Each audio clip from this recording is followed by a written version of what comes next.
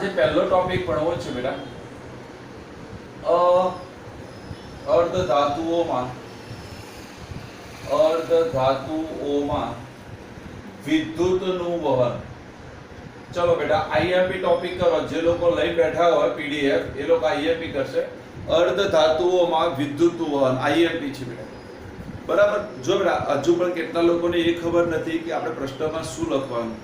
મેં આજે આ કાલે રિઝલ્ટ મોકલ્યું છે બેટા, બધાએ દેખ્યું છે કદાચ.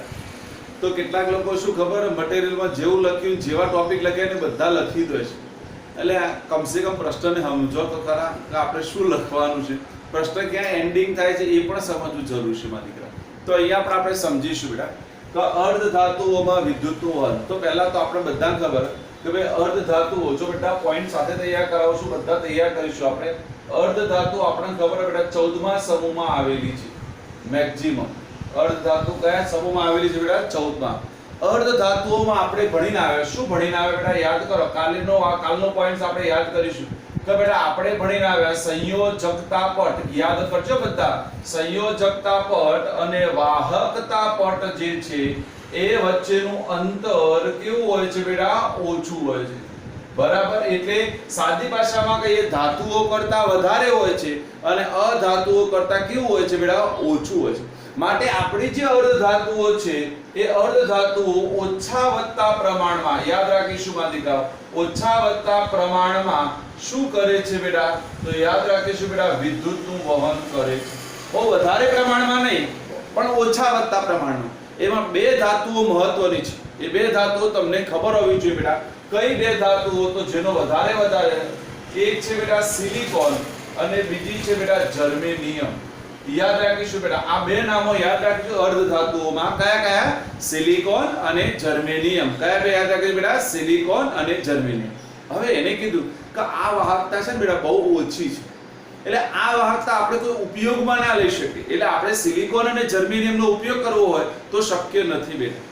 જેમ આપણે કોપરનો ઉપયોગ કરી શકીએ, ચાંદીનો ઉપયોગ કરી શકીએ. આ બધી ધાતુ વિદ્યુતની ઉત્તમ સુવાહક છે. તો આપણે એનો ઉપયોગ એટલા માટે કરીએ વિદ્યુતનું પુષ્કળ પ્રમાણમાં વહન કરે છે. જ્યારે આ બે અર્ધધાતુ એવી છે કે વિદ્યુતનું વહન કરે છે ખરી પણ બહુ ઓછા પ્રમાણમાં કરે છે. એટલે આ ઉપયોગિતા આપણે ના લઈશું. બીજી મેં કાલે વાત કરી હતી, યાદ કરો કે બેટા અર્ધધાતુઓમાં છે એમાં તાપમાનના વધારા સાથે, યાદ રાખીશું બેટા, તાપમાનના વધારા સાથે કાલે યાદ છે ને બેટા વાહકતા વધે છે. યાદ કરો. કેમ બેટા? તો આપણે કીધું ભાઈ તાપમાન વધારીએ તો કેટલાક ઇલેક્ટ્રોન મારા સંયોજકતા પટમાં છે એ કૂદકો મારીને ક્યાં જશે બેટા? વાહકતા પટમાં જશે. તો એનો મતલબ વિદ્યુતનું વહનનું મૂલ્યમાં શું થશે બેટા? વધારો થશે. પણ આ વાહકતા પૂરતી નથી. તો એને એવું કીધું કે બેટા આપણે આ અર્ધધાતુમાં કેટલીક અશુદ્ધિઓ ઉમેરી દઈએ. જો હવે સમજજો, અત્યાર સુધી એવું હતું કોઈમાંથી અશુદ્ધિઓ લઈ લઈએ તો એ ઉત્તમ બની જતી. હવે અહીંયા એવું છે કે આવી અર્ધધાતુઓમાં કેટલીક અશુદ્ધિઓ ઉમેરવામાં આવે તો એ વિદ્યુતની ઉત્તમ સુવાહક બની જાય. શું બની જાય છે બેટા? વિદ્યુતની ઉત્તમ સુવાહક.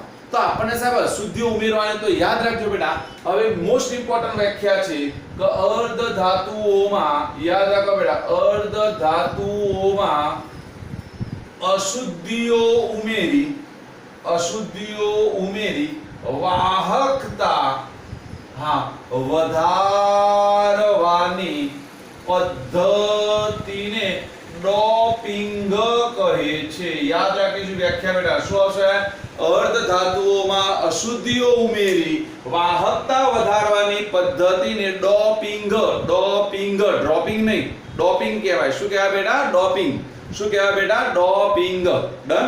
શું યાદ રાખીશું મારા દીકરાઓ? બોલો. અર્ધધાતુઓમાં અશુદ્ધિઓ ઉમેરી વાહકતા વધારવાની પદ્ધતિને ડોપિંગ કહેવાય. તો આ બે પ્રકારની અશુદ્ધિઓ ઉમેરી શકાય બેટા. ધ્યાન આપીશું બધા. જો કયા બે પ્રકારની હોય? જો ફટાફટ બધા યાદ કરી નાખી બેટા. એક એવી અશુદ્ધિઓ ઉમેરું છું કે બેટા આપણે બધા ખબર કે આ 14મા સમૂહના તત્વો છે તો એની બાહ્યતમ કક્ષામાં, એટલે આપણે ભણીએ સાદી ભાષામાં, સંયોજકતા પટમાં કેટલા ઇલેક્ટ્રોન હોય બેટા? 4 ઇલેક્ટ્રોન હોય. યાદ રાખો સંયોજકતા પટમાં કેટલા ઇલેક્ટ્રોન હોય બેટા? 4 ઇલેક્ટ્રોન હોય. તો આપણે પહેલા 15મા સમૂહના તત્વો ઉમેરી. 15મા સમૂહના. ચલો કોઈ મને કહેશે અહીંયાથી બેઠેલા 15મા સમૂહમાં કયા તત્વો આવે માં દીકરાઓ? ચલો આપણે શોર્ટ સ્કીમ શીખવાડેલી 15મા સમૂહમાં.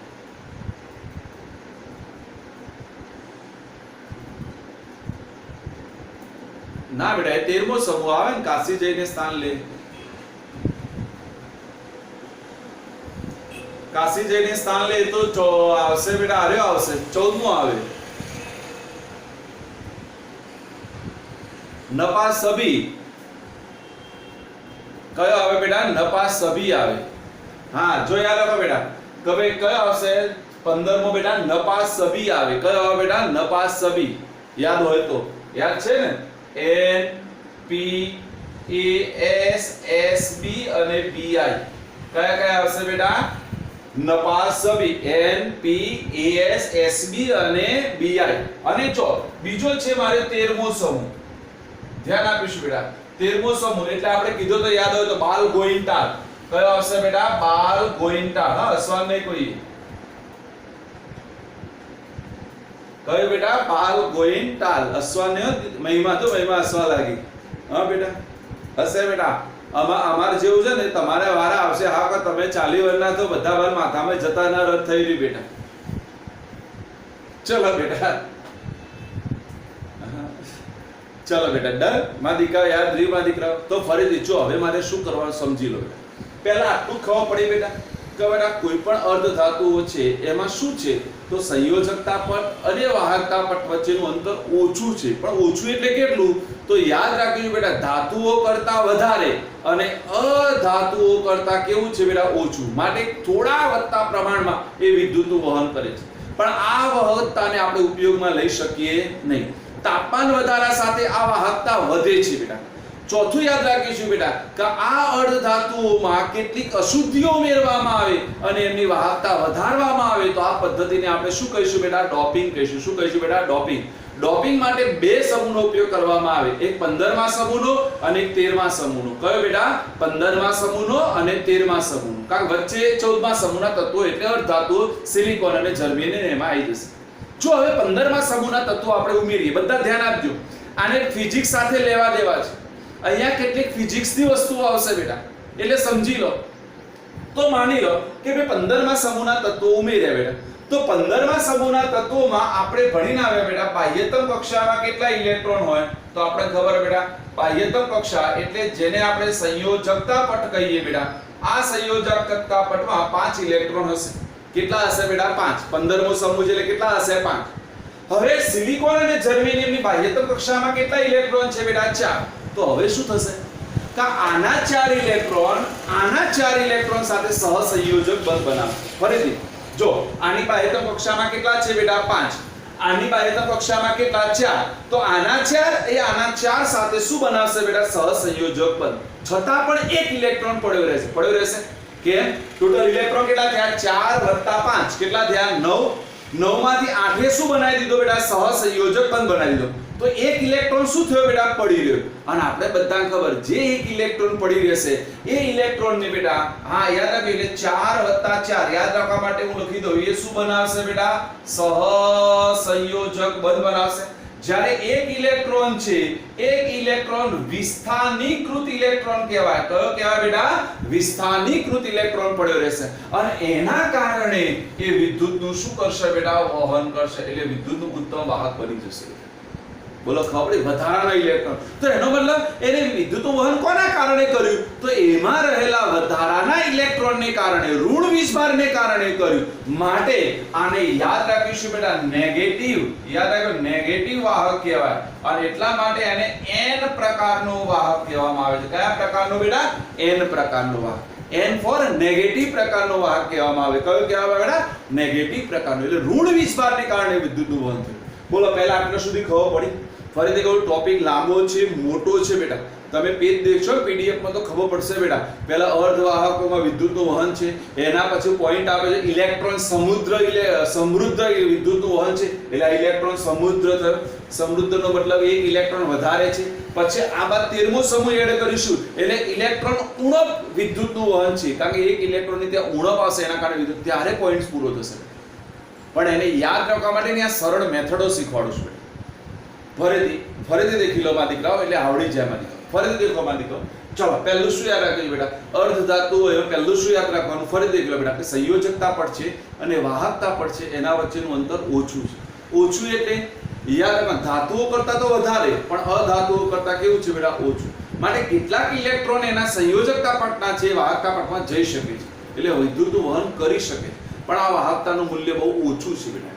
તાપમાનના વધારા સાથે આ વાહકતા વધે છે. પહેલું તો યાદ રાખ તાપમાનના વધારા સાથે આ વાહકતા વધે છે. તો આપણે એવી કેટલીક અશુદ્ધિઓ ઉમેરી જેથી આ વાહકતામાં વધારો કરી શકાય તો એને ડોપિંગ કહેવામાં આવે. શું કહેવામાં આવે બેટા? ડોપિંગ કહેવામાં. આ ડોપિંગ માટે બે સમૂહનો ઉપયોગ થાય. 15મા સમૂહનો ઉપયોગ અને 13મા સમૂહનો ઉપયોગ. 15મા સમૂહનો ઉપયોગ કરો એ ઇલેક્ટ્રોન સમૃદ્ધ બનાવે એને. કારણ એક ઇલેક્ટ્રોન પડ્યો રહેશે કેમ? કારણ આના ચાર સાથે આને ચારની શું કરી બેટા પાર્ટનરશિપ કરી નાખી તો એક ઇલેક્ટ્રોન સમૃદ્ધ થશે. એટલે 15મા સમૂહની તમે અશુદ્ધિઓ ઉમેરો તો ઇલેક્ટ્રોન સમૃદ્ધ બને માટે એક ઇલેક્ટ્રોન પડ્યો રહે છે માટે ઋણ વીજભાર એ જે વધેલો જે ઇલેક્ટ્રોન વિસ્થાનીકૃત ઇલેક્ટ્રોન છે એના કારણે વિદ્યુત વહન કરે છે માટે એને ઋણ વીજભારે વિદ્યુત વહન અથવા નેગેટિવ વિદ્યુત વહન કહેવાય જેને આપણે n પ્રકાર કહીશું. જો બેટા તમે કદાચ ફિઝિક્સમાં પ્રેક્ટિકલ કર્યા હશે ને તો ફિઝિક્સમાં ડાયોડ ને એ બધા વપરાય. બરાબર ફિઝિક્સમાં ડાયોડ વપરાય. તમે આ ડાયોડમાં દેખજો બધા.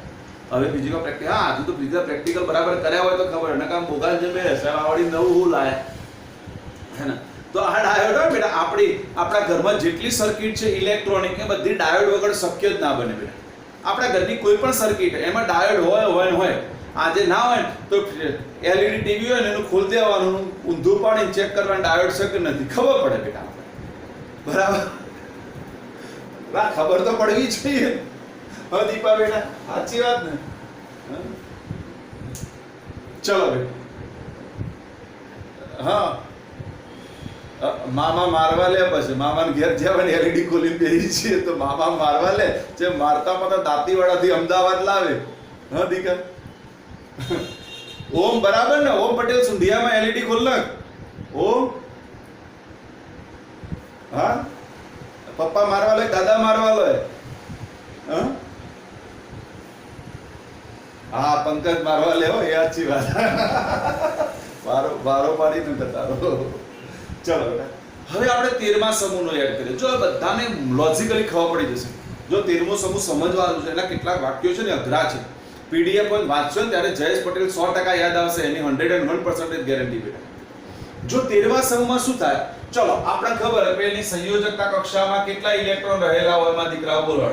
સંયોજકતા કક્ષામાં આવડી જાય 3 ઇલેક્ટ્રોન રહેલા હોય. તો હવે એક વસ્તુ ક્લિયર થઈ ગઈ.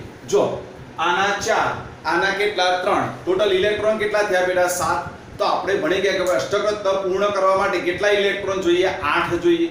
તો અહીંયા એક ઇલેક્ટ્રોનની રિયલમાં શું છે બેટા ઉણપ છે ઘટ છે.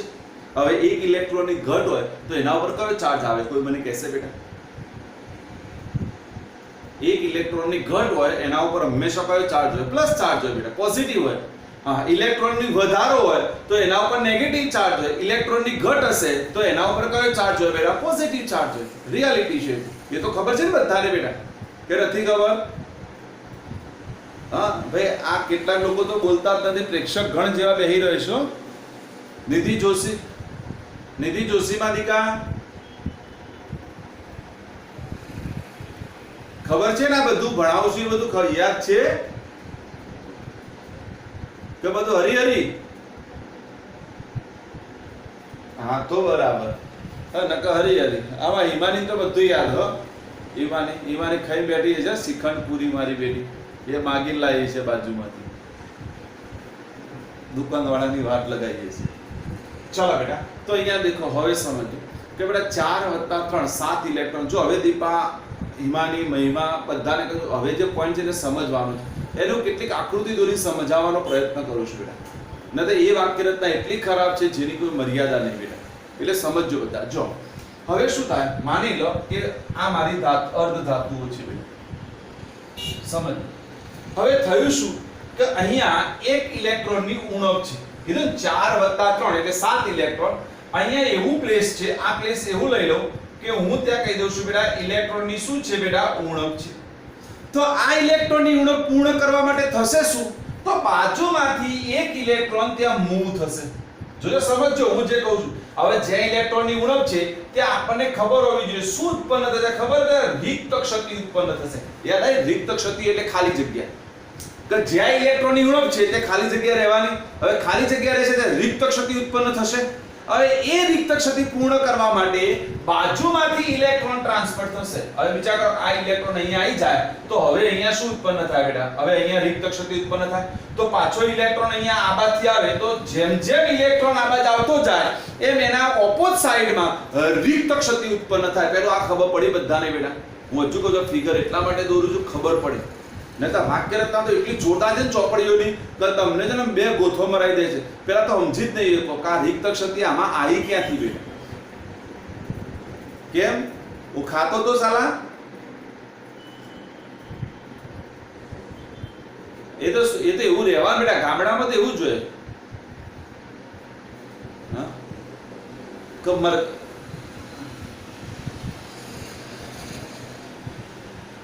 શું કીધું બેટા મારિકા? અરે મારા દીકરા જેના પાસે ઇલેક્ટ્રોન ઓછો હોય એના ઉપર કદી માઇનસ ચાર્જ આવે? માઇનસ ચાર્જ કોના ઉપર આવે? તો એ તો એને એક ઇલેક્ટ્રોન સ્વીકાર્યો એટલે માઇનસ લખીએ છે મારા દીકરા. એને ઇલેક્ટ્રોન રચના કઈ 17 મો સમૂહ એટલે 2 8 7 થાય. તો એકલો ક્લોરીન હતો આપણે Cl લખતા હતા, પછી ઇલેક્ટ્રોન મેળવે પછી એના ઉપર શું લખતા? Cl માઇનસ લખતા નતા લખતા? તો એ તો લીધા પછી માઇનસ લખતા હતા ને બેટા. હા હજુ કહું છું બેટા, જેને ડાઉટ હોય પૂછો તો એટલું ક્લિયર થઈ જશે. કારણ કે તમને નહીં ખબર હોય, તમારા મોટા મોટા 3 ચેપ્ટર પૂરા કરી નાખ્યા છે મેં આ લોકડાઉનમાં. પહેલું, બીજું, ત્રીજું બેટા. અને કદાચ આ ચોથું હવે ચાલુ થશે, ચોથું પૂરું થઈ જશે. બરાબર? એટલે સમજો બેટા. જેને જો બેટા આ ફરીથી સમજી લો. હવે શું થાય? જો બેટા 13મો સમૂહ છે. 13મો એટલે 3 ઇલેક્ટ્રોન બાહ્યતમ કક્ષામાં. એ 14મા સમૂહ એટલે એના સાથે ભાગીદારી કરે એટલે ટોટલ ઇલેક્ટ્રોન કેટલા થયા? 4 + 3 કેટલા થયા બેટા? 7. અષ્ટક રચના પૂર્ણ કરવા માટે કેટલા ઇલેક્ટ્રોન જોઈએ? 8 ઇલેક્ટ્રોન જોઈએ. તો એને એક ઇલેક્ટ્રોનની શું થઈ બેટા? ઉણપ થઈ. હવે એક ઇલેક્ટ્રોનની જે ઉણપ રહેશે જે ભાગ ઉપર, એ ભાગ ઉપર આવું છિદ્ર સર્જાશે. અને છિદ્ર સર્જાશે એને આપણે રિક્ત ક્ષતિ કહીશું. શું કહીશું બેટા? રિક્ત ક્ષતિ કહીશું. હવે રિક્ત ક્ષતિ પૂરી કરવી હોય તો એ બાજુમાંથી ઇલેક્ટ્રોન શું કરશે બેટા? મેળવશે. એટલે જેમ જેમ બાજુમાં હવે આ ઇલેક્ટ્રોન અહીંયા આવી ગયો તો ત્યાં રિક્ત ક્ષતિ ઉત્પન્ન થઈ. હવે ત્યાંથી પાછો એક ઇલેક્ટ્રોન અહીંયા આગળ, તો એનો મતલબ ઇલેક્ટ્રોનની દિશાની વિરુદ્ધ દિશામાં શું ઉત્પન્ન થશે બેટા? રિક્ત ક્ષતિ ઉત્પન્ન થશે. કે બેટા માની લો કે મારો ઇલેક્ટ્રોન જમણી બાજુ ખસે તો રિક્ત ક્ષતિ કઈ બાજુ ઉત્પન્ન થાય? ડાબી બાજુ ઉત્પન્ન થાય કે ન થાય? થાય કે ન થાય? ખબર પડે છે બધાને? જો આ ઇલેક્ટ્રોન કઈ બાજુ આવ્યો? જો આ જમણી બાજુ આવ્યો કે ના આવ્યો મારા દીકરા? સોરી, ડાબી બાજુ આવ્યો કે ના આવ્યો? ડાબી બાજુ આવ્યો તો જમણી બાજુ શું ઉત્પન્ન થશે? રિક્ત ક્ષતિ ઉત્પન્ન થશે. બરાબર? આપણે પ્રેક્ટિકલી ચેક કરો. તમારા ઘરમાં દેખો બેટા, આવા આપણે 2 દડા લઈ લી. સમજો આ 2 4 5 બોલ લઈ લો બેટા. હું અહીંયા ખાલી જગ્યા રાખું. આ ખાલી જગ્યા, આ દડાને આપણે અહીંયા મૂકો. શું થાય મને કહો? આપણે આ દડાને અહીંયા મૂકીએ બેટા, આ દડો અહીંયા આવી જાય તો અહીંયા ખાલી જગ્યા ઉત્પન્ન થાય કે ન થાય મારા દીકરાઓ? થાય. પછી હું શું કરું? આ દડાને અહીંયા લાવું તો અહીંયા ખાલી જગ્યા ઉત્પન્ન થાય. તો તમે દેખો તમારા જે દિશામાં દડો જશે એની ઓપોઝિટ દિશામાં ખાલી જગ્યા ઉત્પન્ન થાય છે. થાય છે કે નહીં થતું? તો અહીંયા શું થાય બેટા? તમારો ઇલેક્ટ્રોન જે દિશામાં ખસશે એની ઓપોઝિટ દિશામાં શું ઉત્પન્ન થશે બેટા? રિક્ત ક્ષતિ ઉત્પન્ન થશે કે નહીં થશે? બસ ખબર પડી બેટા? હવે વિચાર કરો, ઇલેક્ટ્રોન કઈ દિશામાં ખસે માં દીકરાઓ? ઇલેક્ટ્રોન ધન વીજભારી પ્લેટ તરફ ખસે. યાદ રાખો, ઇલેક્ટ્રોન હંમેશા કઈ બાજુ ખસે? ધન વીજભારિત પ્લેટ તરફ. તો એનો મતલબ રિક્ત ક્ષતિ કઈ બાજુ ઉત્પન્ન થાય? ઋણ વીજભારિત પ્લેટ તરફ. યાદ રાખો બેટા, કે તમારો ઇલેક્ટ્રોન કઈ બાજુ ખસે બેટા? ધન વીજભારિત પ્લેટ તરફ. તો તમારી રિક્ત ક્ષતિ કઈ બાજુ ઉત્પન્ન થાય? ઋણ વીજભારિત પ્લેટ તરફ. બોલો ખબર પડી? આમાં કોઈ, હું હજુ કહું છું આ ટોપિક છે ને જ્યારે વાંચશો ત્યારે ખબર પડે ખારું સાહેબ આનું અર્થઘટન આવું હતું. એવું છે બેટા. હજુ કોઈને ડાઉટ હોય તો પૂછો મારી. હા, બીજા કોઈને ડાઉટ્સ માં દીકરા છે? ભાઈ કોઈને ડાઉટ્સ? બધાને કહું છું બેટા, જેટલા લોકો 20 જણા જોઈન છે 20 મને કહેશે કે સાહેબ ખબર પડી, નહીં તો હું આગળ નહીં વધુ આ ટોપિક્સમાં.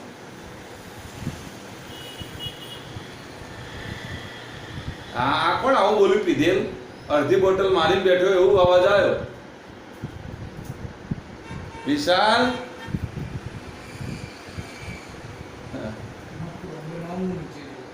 ખાલી છે તું ચાલશે. કેટલા જોઈન થતું? બોલો બીજા બધાને ખબર પડી બેટા?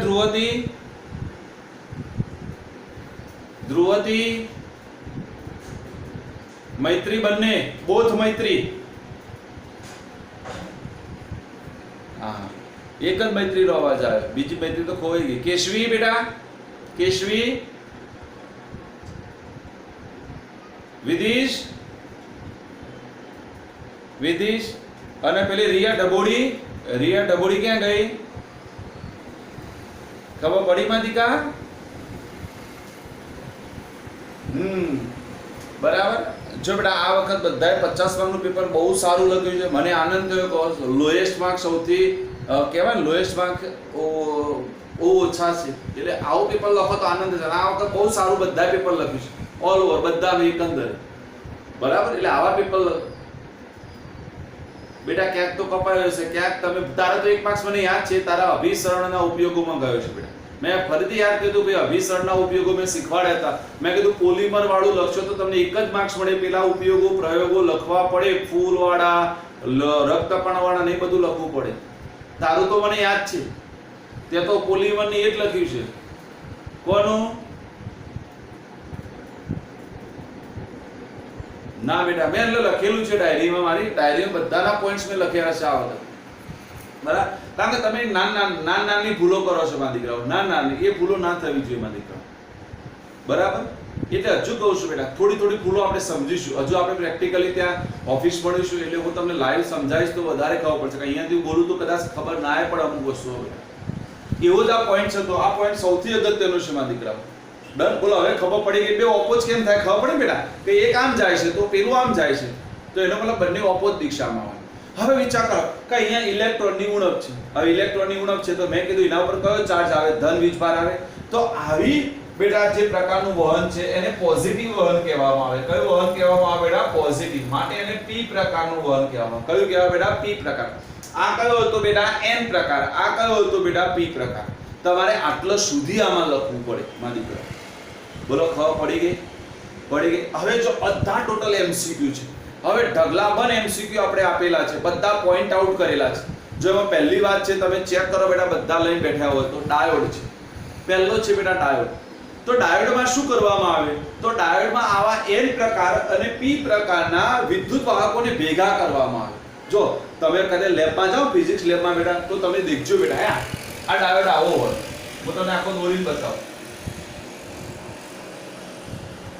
આ પ્રકારના ડાયોડ હોય બેટા. આમ તમારે શું હોય, એક આખી વાયર હોય, વાયર ઉપર રીંગો જોઈન કરેલી, એમાં એન અને પી પ્રકારનો ઉપયોગ કરવામાં આવે. હવે કોના માટે? તો તમારે જે માટેનો ઉપયોગ કરવામાં આવે છે એ પ્રકારની જુદી જુદી સેન્ડવિચ બનાવવામાં આવે. તમે કહે સેન્ડવિચ? હા, અહીંયા પણ સેન્ડવિચ.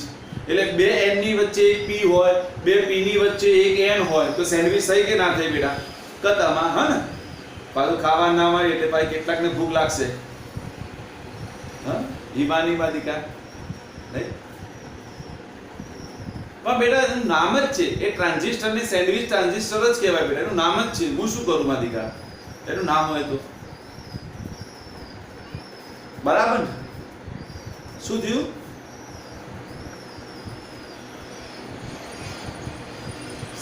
સાનો ફોટો? આમાં શું ફોટાની જરૂર છે માધિકા? આજે ફોટો પાડવાનો કોઈ અવેલેબલ નહીં બેટા, હું એકલો જ છું. આજે બિટ્ટુભાઈ ની એક્ઝામ ચાલે છે, હાલ જ ગયો એક્ઝામ આપવા ઓનલાઈન. હા, એ તો હું લખીને મોકલ્યો હો દીકરા. હું ત્યાં આવીશ એટલે બધું સમજાઈશ. તો લખાઈ ગયો વ્યવસ્થિત હો દીકરા, જરૂર ટેન્શન નહીં રાખો. અને બધાને આ વિડીયો મોકલીશ તો વિડીયોમાં આવી જશે ને દીકરાઓ. શું કા ટેન્શન રાખો? ચલો ખબર પડી બેટા. એટલે જો આ ડાયોડ છે બેટા, એ ડાયોડ વિદ્યુતના વહન માટે જુદા જુદા પ્રકારના ડાયોડ બનાવવામાં આવે. આ ડાયોડ શું કરે ખબર? એક સર્કિટથી બીજી સર્કિટને પૂર્ણ કરે. આ બે સર્કિટો હોય ને બેટા, બે સર્કિટને જોડવી હોય તો એના માટે ડાયોડ જોઈએ. કોણ જોઈએ બેટા? ડાયોડ. ડાયોડ વગર સર્કિટ શક્ય જ નથી. એટલે મેં તમને કીધું કે તમારા ઘરમાં જેટલા ઇલેક્ટ્રોનિક વાહન હોય બેટા, એ ઇલેક્ટ્રોનિક વાહન ડાયોડ વગર શક્ય ના બને. એટલે જો તમે પીડીએફ લાવ્યા હોય તો અહીંયાથી અહીંયા સુધીના બધા એમસીક્યુ વાંચી લેવાના. એમાં કંઈ નવું નથી. કે ડાયોડ થી શરૂ કરી છેડ નીચે ચુંબકીય ચાક માત્રા ઘણી ઓછી છે ત્યાં સુધીના બધા એમસીક્યુ વાંચવાના. એમાં જેને ખબર નહીં પડે એટલે એ સાધનો નામ છે, એના ઉપયોગો છે બેટા, બીજું કશું નવું નથી. પડી ગઈ બધાને ખબર માં દીકરાઓ? પડી બધા એમસીક્યુ આઈએમપી જે ફરીથી કહી દઉં છું કે જેડબલ્યુ હશે, નીટ હશે, ગુજકેટ હશે, આ ડાયોડ થી શરૂ કરીને ચુંબકીય ચાક માત્રા સુધીમાંથી એક એમસીક્યુ હોય અને હોય જ, કોઈ શક નથી. એટલે તૈયાર કરી જ દેવાના છે આપણે. હા બોલો માધિકા.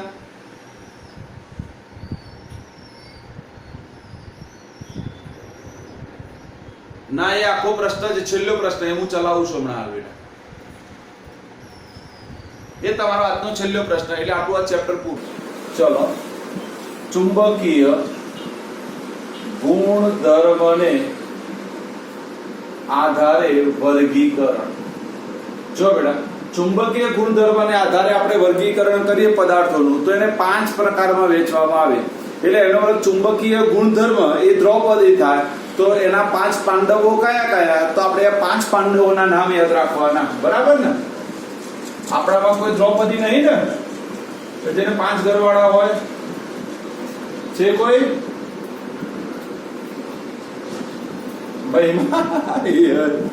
ભાઈમાં નામ આવ્યું બાપડીનું, ડાઈ છોકરી છે, એનું નામ ના લો બેટા. ચલો, એના 5 ઘરવાળાનું નામ યાદ રાખીએ. એક છે બેટા અનુચુંબકીય, બીજું છે પ્રતિચુંબકીય. યાદ રાખજો બેટા. જો આ બે શબ્દોથી તમે પરિચિત છો બેટા, અનુચુંબકીય અને પ્રતિચુંબકીય. કોઈ મને કહેશે આ બે શબ્દો ક્યાં યુઝ કર્યા હતા આપણે? ચલો હળો. હા ચિંતા, કોને અનુચુંબકીય કહેતા હતા બેટા? અનુચુંબકીય કોને કહેતા હતા?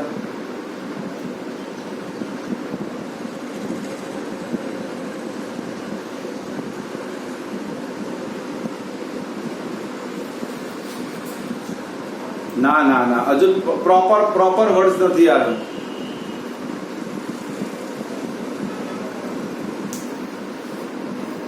જો આપણે એવું કહેતા, ના ના, બંધ ક્રમાંકમાં ના આવે. જો બેટા, જો ધ્યાન આપો. અનુચુંબકીય એમાં એને કહેતા હતા કે જેમાં એક અથવા એકથી વધારે ઇલેક્ટ્રોન અયુગ્મિત હોવા જોઈએ, એટલે જોડીમાં ના હોવો જોઈએ, વાંઢો હોવો જોઈએ. જેમાં ઇલેક્ટ્રોન વાંઢો હોય બેટા, તો એને આપણે અનુચુંબકીય કહેતા. અને બધા જોડી બનાવી દે તો એને આપણે પ્રતિચુંબકીય કહેતા હતા. યાદ આવે તો? યાદ છે ને? જોડી એટલે પ્રતિ, મેં કીધું ને, એટલે યાદ રાખવામાં આવ્યું પતિ. પતિ કોને હોય? પત્નીને હોય, એટલે જોડીમાં જ હોય. અનુચુંબકીય એટલે વાંઢો બાપડો. હવે પછી આવશે બેટા લો ચુંબકીય. યાદ રાખો, લો ચુંબકીય. પછી આવશે પ્રતિલો ચુંબકીય. અને છેલ્લું છે બેટા ફેરી મેગ્નેટિક. ફેરી મેગ્નેટિક. જો બેટા આ ફેરી મેગ્નેટિક છે, હા એને કરો. એ દરજી પહેલા લેક્ચરમાં ઊંઘી ગયો તો બીજા લેક્ચરમાં જોઈન થયો છે. બોલો બોલો. અમદાવાદ સ્પેશિયલ અમદાવાદ ભણવા આવ્યો છે વેકેશનમાં. એ થયો દરજી? તાર વેકેશન પૂરતું નહીં તો વિસ્તાર નહીં ભણતો બેટા.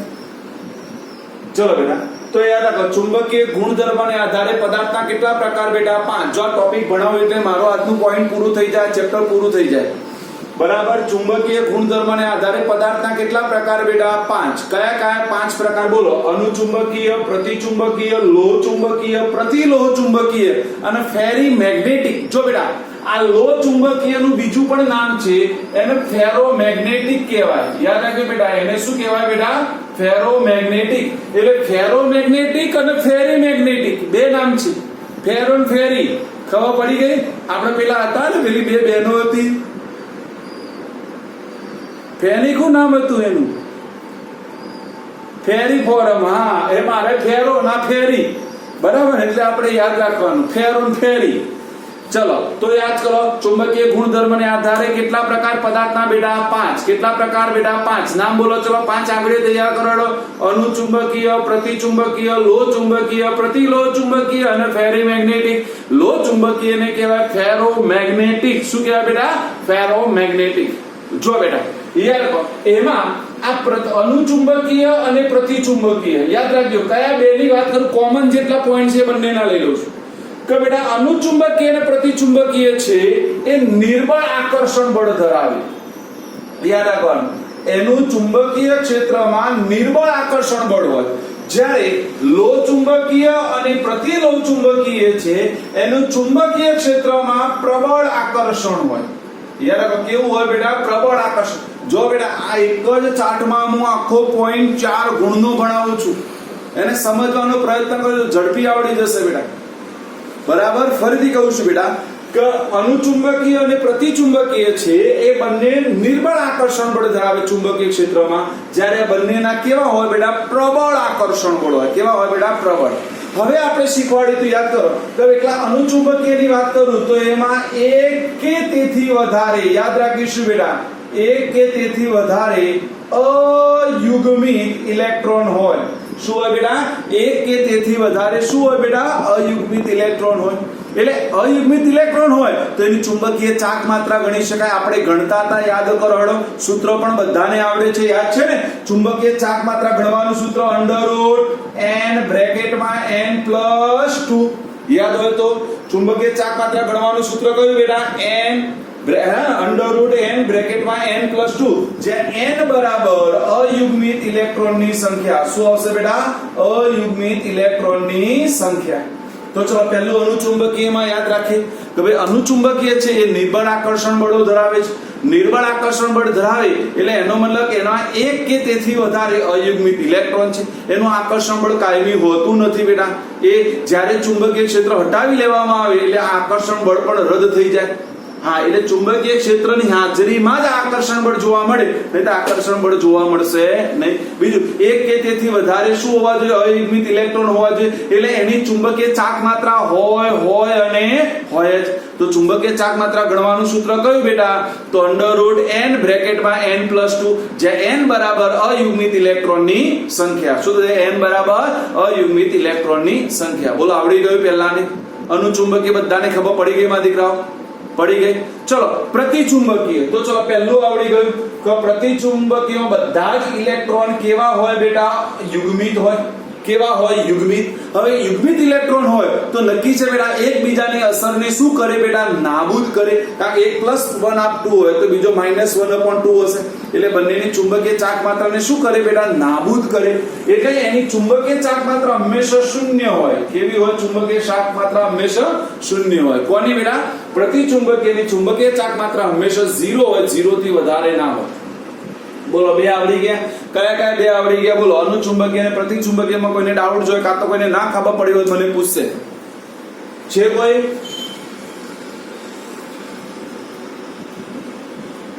ચલ, હા બોલો બેટા.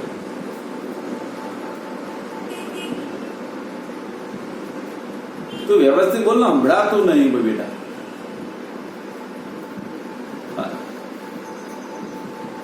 થાય બેટા, આખો દિવસ આ ભરાય સાંભળવાનું તો કામ તો બગડે જ માં દીકરા. અમને ટેવ ના હોય, તમને બધાને ટેવો છે, અમને એવી બધી ક્યાં ટેવો છે બેટા?